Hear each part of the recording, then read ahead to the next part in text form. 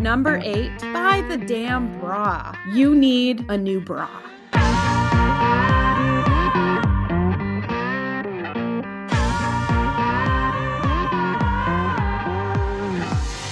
Hi, I'm Carol Podell, and this is She Takes the Lead. Hi, party people. It's Carol. How are you today? I hope you're having a great day, whatever you're doing and whatever time of day it is. Today is International Women's Day. And to celebrate, I am going to share some of the things I've learned for my girls. Gentlemen, you are welcome to listen, but this is the opportunity. If this is not something you are interested or want to hear, this is your opportunity to move to the next episode. This one goes out to all my girls. You know how you get those, like, they have those memes that say by 30, you have a little black dress and a gym membership. By 40, you should have a job, a best friend, and whatever. This is at my vintage. The things that I think are important to have, do, or experience by now. So here goes. Number 1, I think is very important. Be high maintenance. Don't be afraid to be high maintenance. Ain't nothing wrong with high maintenance. High maintenance may be different for you than it is for someone else, but straighten that crown and be high maintenance. Own it. You have needs. We as women often don't ask for what we need when we don't want to be considered needy. It's fine. You deserve it. If you need something, ask for it. Lesson number 2, find supportive women friends. Collect them, talk to them, listen to them, and be them. You be the woman you want as your friend. That is the best way I know how to have solid women friends, and talk about them behind their back. Talk about how amazing they are. Talk about what they've done. Be proud of them. Be their publicist. They will be yours. This is how we grow, is together. Don't compete with them. Don't steal from them. And that includes clothes, boyfriends, and ideas, by the way. Give your sisters the credit they are due, right? We get further when we work together. Everybody can get credit for something, and there is plenty for everyone.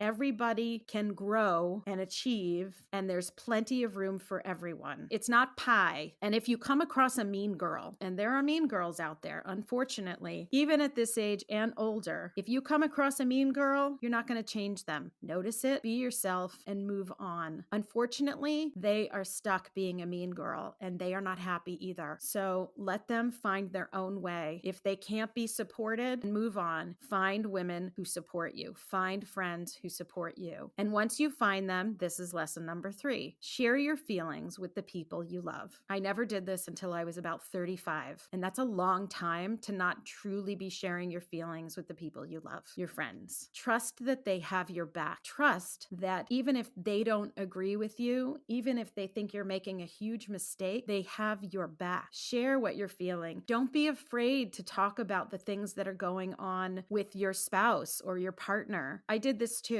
I didn't really talk about my relationships to my girlfriends because I didn't want to betray the trust of my spouse, but I betrayed my own trust by not being able to talk about it. I wasn't betraying somebody else by saying that I was having problems or that I needed some help, but I felt like it. And it's just not the case. Things would have been so much easier and so much gentler if I had been sharing my feelings with the people I loved more openly. Number 4, if you have the luxury of having your mom still around, give her a hug or call her. Don't text, don't email, don't Insta message, call. And this includes mother figures. I know not everybody is blessed with an amazing mother. Some have mother figures. And even if those mother figures are friends, call, tell them, thank them, give them a hug. Make sure they know how much they mean to you.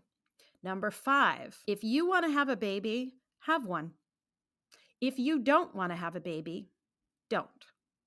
And be the person that supports both sides of that conversation. I wanted a baby so bad, I would have done anything, and I did a lot to get there. And the opposite is true. Some women are not meant to be mothers. They don't want to be mothers. They don't need to be mothers.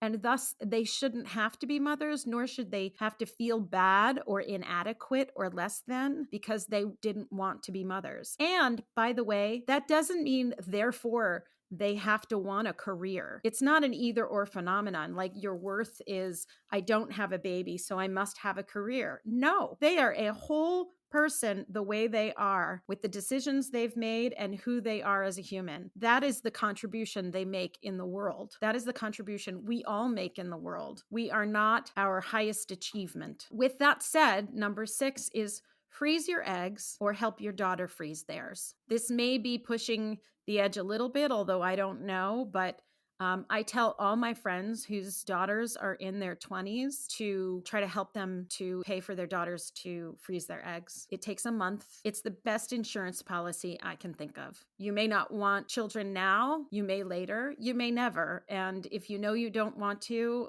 you do you.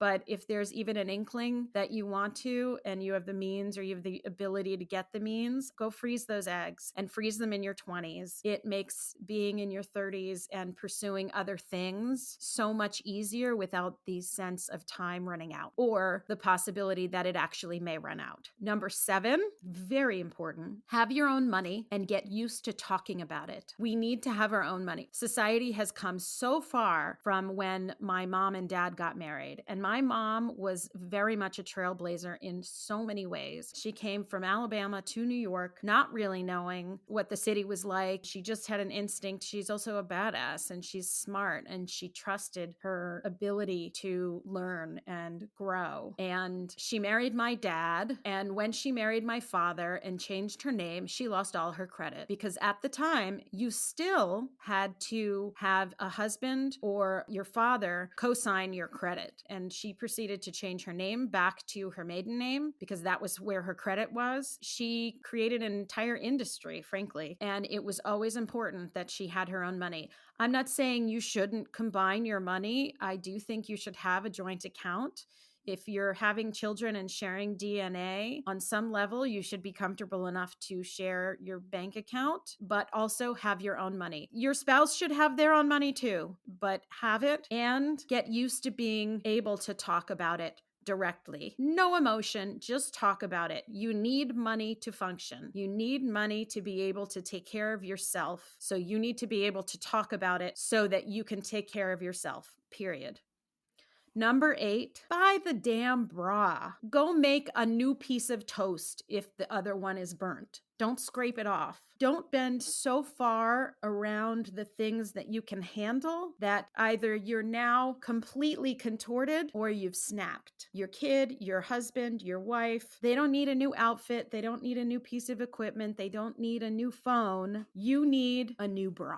Number 9, and I live and die by this. Own a set of tools and a tape measure and know how to use them. It will set you free. It makes such a difference to know that when something breaks, you can fix it. It's so empowering.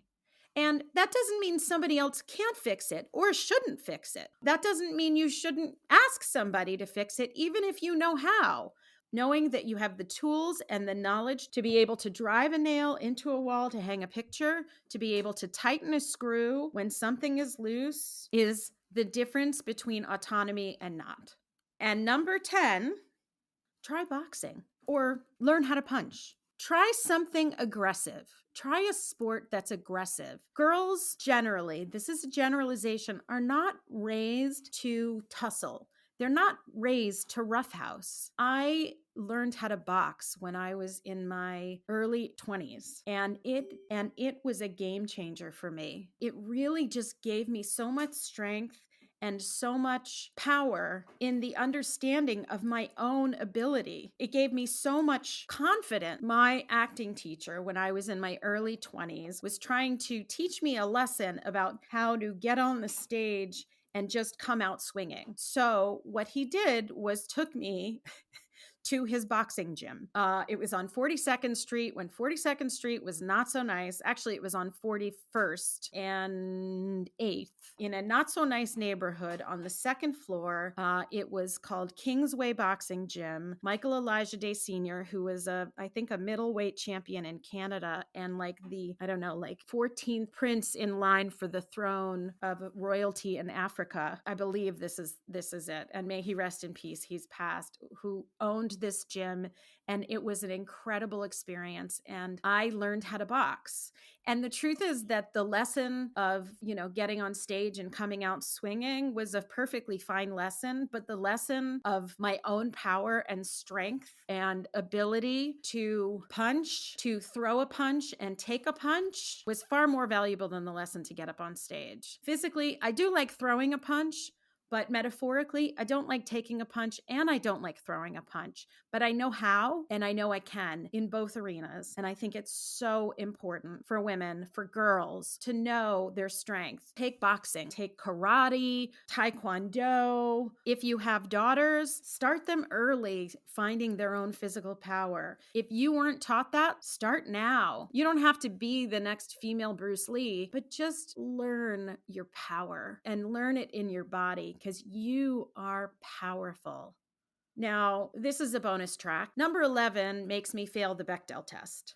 Have male friends. I mean, I can talk to my girlfriends about pretty much anything, but what comes out of the conversation when I'm talking to my men friends, it's a different side of me that comes out. It's not just them, I'm not broing down or talking about video games. I still don't play video games and don't give a shit. And I don't really care much about sports either. Having the opportunity to talk to them and also hearing maybe their view on things, it's been invaluable for me. So those are the top 10s plus a bonus of the lessons I have learned to date as a woman in the world. Cheers to International Women's Day. To strong women, may you love them, may you support them, and may you be them.